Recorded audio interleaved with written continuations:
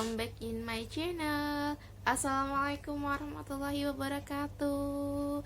Semoga teman-teman semuanya yang ada di rumah, yang ada di jalan, yang ada di rumah teman,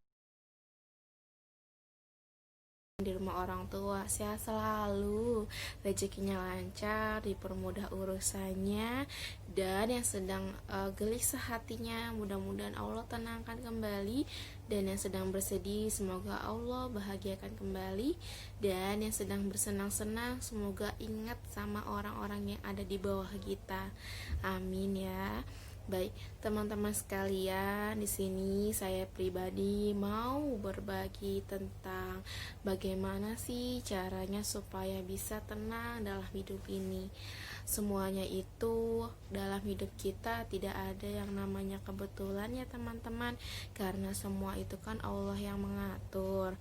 Jodoh, rezeki, maut, bahkan hati kita, kedipan mata kita, jantung kita berdetak, denyutnya di kita masih berjalan, itu semuanya Allah yang menghendaki.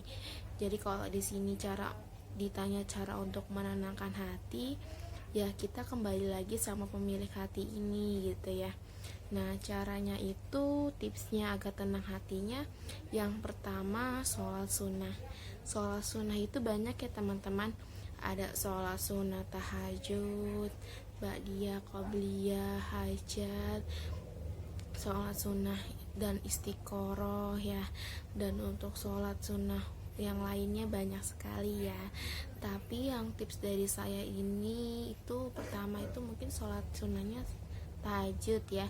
Karena kan kalau tahajud itu kan dimana waktu malam, itu waktu yang sangat mustajab, dan doa-doanya insya Allah terkabul. Mungkin enggak sekarang, tapi setahu aku sholat tahajud itu dimana kalian berdoa sama Allah dengan yakin kalau doa kalian akan dikabulkan. Karena kan yang namanya kita sholat itu kan semata-mata karena Allah ya, tentunya untuk beribadah. Kalau untuk tahajud itu juga supaya hati kita juga tenang, karena kita itu ngadu sama pemilik langit dan bumi tentang masalah kita apa, dan jalan keluarnya hanya Allah yang tahu. Nah, itu tips yang pertama dengan sholat. Bisa sholat sunnah ya teman-teman. Kalau sholat wajib ya wajib ya. Baik, terus yang kedua dengan bersedekah. Karena kalau kita bersedekah itu kan sebenarnya kembali lagi ke kita, dan harta yang akan kita dapati sebenarnya bukan hanya di dunia, tapi sebenarnya harta yang kita dapati nanti di akhir itu dengan bersedekah. Maksudnya di sini nanti akan kembali lagi ke kita, amalannya itu akan menolong kita di yaumil akhir. Jadi kalau kita bersedekah sebenarnya nggak cuma di dunia aja dibalasnya, tapi di akhirat pun dibalas ya.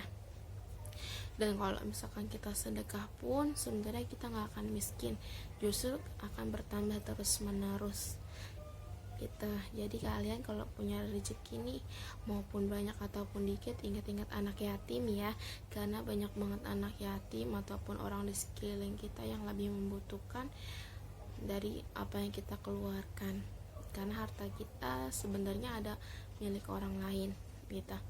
Nah, yang ketiga itu dengan puasa. Puasa itu bisa digunakan dalam hari ya, itu Senin atau Senin Kamis ataupun puasa Daud. Kalau teman-teman sekalian puasa itu nggak cuma Ramadan aja gitu ya, puasa itu juga ada puasa sunnah ya. Kalau untuk puasa kan menahan ya, jadi kalau insya Allah kalau kalian punya hajat, kalian bisa menggunakan dengan metode puasa, insya Allah hati kalian akan tenang gitu. Nah, yang keempat itu dengan berdoa. Kalau kalian berdoa itu di saat-saat mustajab ya, seperti turun hujan, doa anak soleh, doa anak yatim, saat terzolimi, saat selesai azan gitu. Kalian banyak-banyak berdoa, karena kan takdir itu bisa dirubah dengan doa.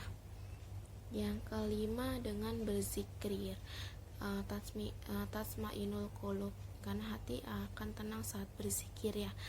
Nah, kalau kalian berzikir, ingat Allah, insya Allah nanti Allah yang akan menyembuhkan luka di hati kalian. Karena kalau kita hati kita kering, itu sebenarnya kita jauh dari pertolongan Allah. Nauzubillah min zalik ya. Makanya kita banyak berzikir abis sholat, abis misalkan saat kita melakukan kegiatan, ingat Allah aja. Kan Allah itu kan sesuai dengan prasangka hambanya ya. Kalau kita ingat Allah, Allah akan lari ingat kita gitu. Jadi kita jangan maksudnya jangan lupa untuk berzikir ya. Dan kalau misalkan doa kita nggak dikabulkan, kan bisa jadi karena dosa-dosa kita terlalu banyak. Jadi kita singkirkan dosa-dosa kita dengan banyak istighfar, seperti itu. Nah, itu tips dari saya. Itu jadi ada 5 ya.